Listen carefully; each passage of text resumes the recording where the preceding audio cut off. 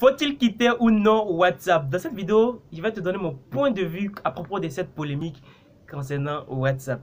Je suis Rodrigue Tano, le visionnaire, et si tu viens d'arriver sur Vision de Vie, sache qu'ici nous sommes tous des visionnaires. Les visionnaires se mettent ensemble pour avancer. C'est pour ça que je te demande de t'abonner et de laisser un petit pouce bleu en dessous de ta publication. Alors pour comprendre s'il faut quitter Facebook ou WhatsApp, il faut savoir que Facebook est une entreprise. C'est d'abord un réseau social, c'est-à-dire quelque chose, une plateforme qui permet d'interagir entre des personnes et de pouvoir s'épanouir. À côté de ça, c'est une entreprise qui gagne énormément d'argent. Comment Facebook fait pour gagner de l'argent? Ça va t'aider à comprendre s'il faut quitter WhatsApp ou non. Alors Facebook permet que les gens interagissent entre eux, permet que les gens soient beaucoup plus à l'aise en étant sur sa plateforme.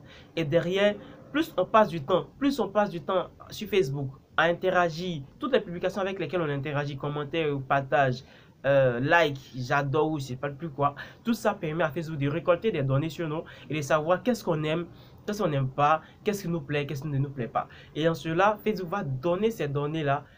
Je me répète, mais va donner toutes ces informations, si tu veux, à une entreprise pour dire, sinon à des entreprises pour dire, ok, si vous voulez parler de business, d'entrepreneuriat, vous voulez parler de motivation, de développement personnel, de tout ça, parlez de ça à des visionnaires comme Rodrigue Tano. Il adore ça, il va acheter vos produits ou vos services. Et c'est ce que Facebook fait. Et moi, j'utilise Facebook. Là, tu vois, Hier Boutique, c'est pas anodin. C'est ce que Facebook nous permet de faire. Avec Hier Boutique, on interagit sur Facebook avec les utilisateurs de Facebook et derrière, on a des clients qui nous permettent d'avancer et surtout, on fait plaisir aux gens. Et c'est ça, en fait, la force de Facebook.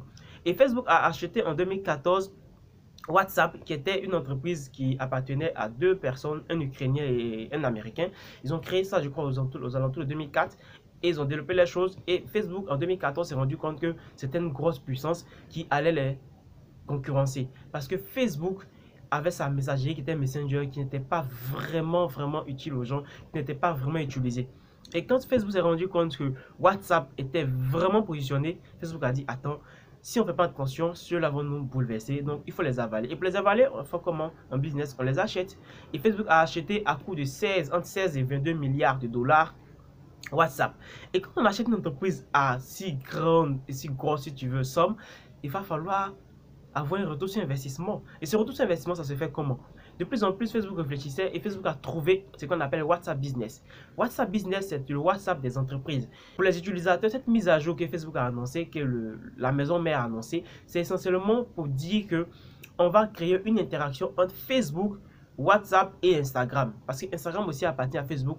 Alors, Facebook s'est dit, ok, on va faire de la publicité, mais pour faire de la publicité sur WhatsApp, il faut qu'on interagisse avec tous nos réseaux sociaux. Donc, on va créer une passerelle avec ces réseaux sociaux-là et de sorte qu'une entreprise avec laquelle vous êtes rentré en contact, par exemple, si vous rentrez en contact avec Hier Boutique, sur WhatsApp Business de Hier Boutique a la possibilité désormais, quand elle va faire de la diffusion de publicité sur Facebook, de pouvoir vous toucher également sur WhatsApp parce que vous êtes déjà rentré en contact avec l'entreprise sur WhatsApp Business.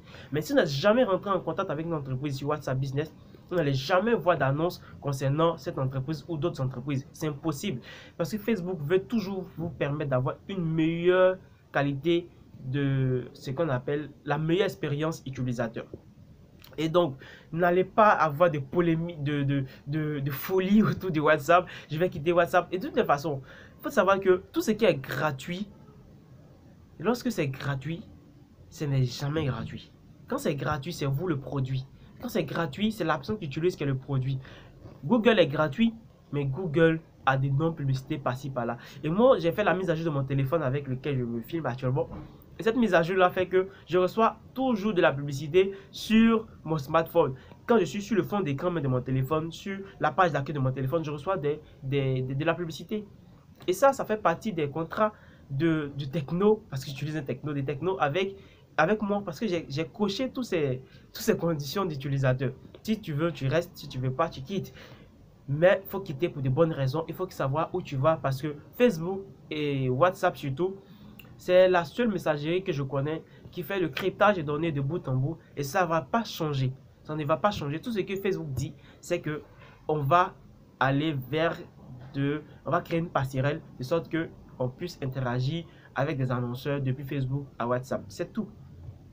Facebook ne m'a pas envoyé, sinon j'aurais été très heureux que Facebook m'envoie pour vous parler parce que ça me fait beaucoup de sous. Mais Facebook m'a pas envoyé, j'ai fait ma propre recherche et je vous partage mon point de vue. Alors, si cette vidéo t'a plu, je t'invite vivement à la partager, à surtout ne pas oublier, pardon, de laisser un petit pouce bleu et de t'abonner parce que ici nous parlons de tout ce qui concerne la vie de façon positive. C'était Rodé Tano, le visionnaire, pour t'éclairer davantage. Surtout n'oublie pas, tu es obligé de réussir. À très vite.